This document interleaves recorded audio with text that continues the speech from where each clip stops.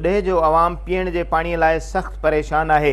Town committee इंतजामिया जी नाअहली ऐं लापरवाही सबब शहर जे हाजी आशिक colony, Hashim colony, Mir Ghulam Hussain colony, Mir पाड़ो, बट्टी पाड़ो, कहरी पाड़ो, सगीर कॉलोनी, आबिद कॉलोनी समेत सॼे शहर में हिकु हफ़्ते खां पाणी जो फुड़ो बि न ॾिनो वियो आहे। पाणी जी सप्लाई रुकजण करे आवाम पीअण जे पाणीअ लाइ सख़्त परेशान आहे। जॾहिं त ॿिए पासे हिन वक़्तु जुॾो शहर में पाणी जो फ़ी टैंकर 3000 जॾहिं त फ़ी ड्रम 200 रुपयनि में विकिरो थी रहियो आहे, जेको सरंदीअ वारा त ख़रीद कनि था, जॾहिं त ग़रीब माण्हू, औरतूं, मर्द, पीसनि तोड़े नंढड़ा मासूम ॿार मुख़्तलिफ़ थांव, दिला, मट, दॿा, बाल्टियूं, कूलर वग़ैरह खणी सॼो ॾींहुं पाणी जी ॻोल्हा में भटकण ते मजबूर आहिनि। शहरीन जो चवणु आहे त असां इंतज़ामिया खे शिकायतूं कयूं आहिनि ऐं चूंडियल काउंसलरनि ॾाढो बि दायो आहे, पर केर बि असांजी नथो ॿुधे। पानी जी सूरत हाल तमाम जेका ख़राब है। हिते माण्हुनि वटि ना त पीअण जे लाइ पाणी आहे, ना त हिते स्कूल में जेके ॿार पढ़नि था उन्हनि जे लाइ पाणी कोन्हे, ऐं मस्जिदनि में जेको सो वुज़ू लाइ पाणी कोन्हे, अंदरि जेके घर आहिनि उन्हनि में जेको सो पाणी वेंझण जे लाइ कोन्हे। अहिड़े क़िस्म जी सूरत हाल आहे हिते जी। ऐं ॿियो जेको टैंकर माफ़िया आहे उहो बि जेको सो तमामु घणा पैसा थी वठे। जेको टैंकर अॻु में 600 रुपए जो, हाणे उहो टैंकर 3000 ते वञी पियो। हफ़्ते खां वधीक थी वियो त पाणी असां वटि मुसलसिल कोन पियो अचे। ॿार असीं त पाण धंधे ते निकिरी वञूं, पोयां ॿार जेके आहिनि मटका दिला खणी पाड़े में घटी में नंढा ॿार स्कूल वञण खां बेज़ार थी आहिनि। स्कूल छा वञनि, घर में पाणी पूरो कोन पियो थिए त पाणी किथां पहुचाईंदो। 2 महीना थिया आहिनि पाणी अचे कोन थो, लेन मां हुई कोन थो अचे, ऐं तला 25 रुपया ॾियनि पिया। ॿार आहिनि बेहाल थी विया आहिनि बुख उन खां। हाणे सफ़ा इहा आहे 25 रुपया ॾींदा आहियूं, हिकिड़ो कैन मिलंदो आहे ऐं उन्हनि में गुज़र करूं पिया। पाणी 2 महीना थिया आहिनि, ईंदो कोन्हे। नंढा बच्चा उन्होंने केॾां खणी वञूं तलाउ ते चवंदा 25 रुपया ॾियो कैन पाणी जो ॾियो। असीं पाणी लाइ पिने मजबूर आहियूं, जेतिरो चइजे ओतिरो। पानी बाद 3 महीना थिया असांजे पाड़े में गली में पानी फुड़ो हिकिड़ो कोन्हे।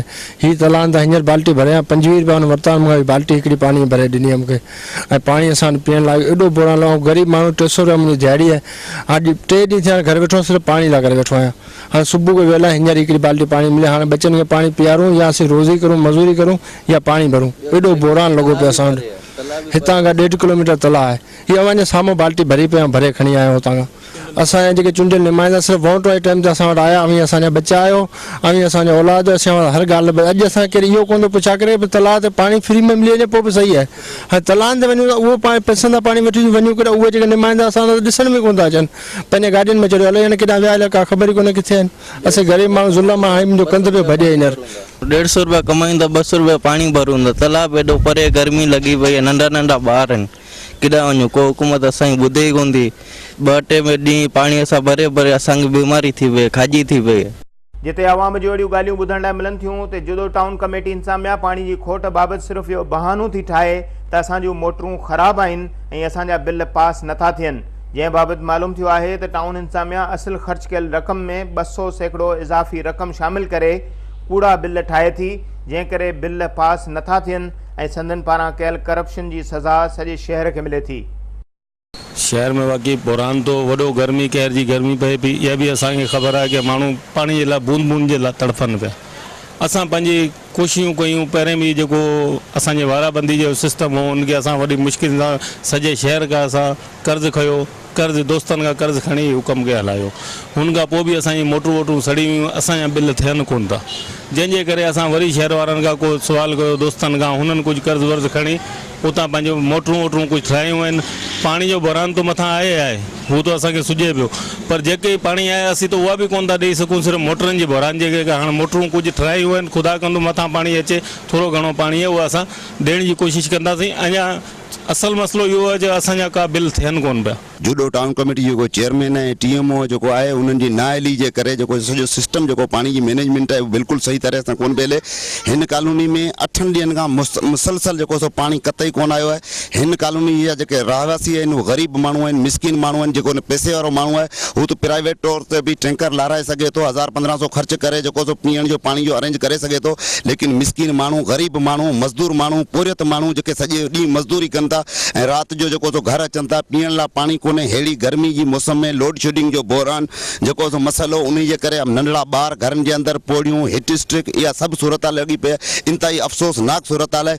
मुहज़ब मुल्कनि जे अंदरि इदारनि जा सरबराह, इदारनि जा जेके अॻवान हूंदा आहिनि, इदारनि जा माण्हू या कोशिशि कंदा आहिनि त आवाम खे सहूलियतूं मिलनि, हुन जेको बुनियादी हक़ आहे हिते बाक़ी सहूलियतूं ठहियो, लेकिन पीअण जो पाणी जेको आहे हू बि जेको सो जुॾो टाउन कमेटी जो चेयरमैन ऐं TMO जेको सो अरेंज नथा करे सघनि। ॿुॾी मरण जो मक़ाम आहे, सिर्फ़ु हुननि जी नज़र करप्शन ते आहे, माल पीड़ी ते आहे त शहर खे कीअं लुटिजे, हू उन ई लाइ आहिनि। हुननि खे को बि जेको सो इन ई ॻाल्हि सां कोन्हे त अवाम कहिड़े वेदनि में आहे, अवाम कहिड़े वैल में आहे।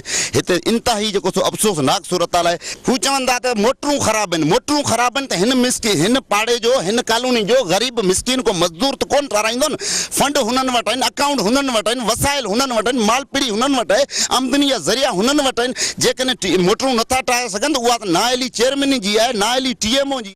इन सां गॾोगॾु जुॾे जी आवाम सां ॿियो ज़ुल्म इहो बि आहे त जुॾो टाउन कमेटीअ जो चेयरमैन महीनू ऑफिस ई नथो वेहे, जॾहिं त टाउन ऑफिसर सिर्फ़ु माल पीड़ीअ जे ॾींहं ते जुॾे अचे थो पर बाक़ी ॾींहंनि में जुॾे मां ग़ाइब ई रहे थो।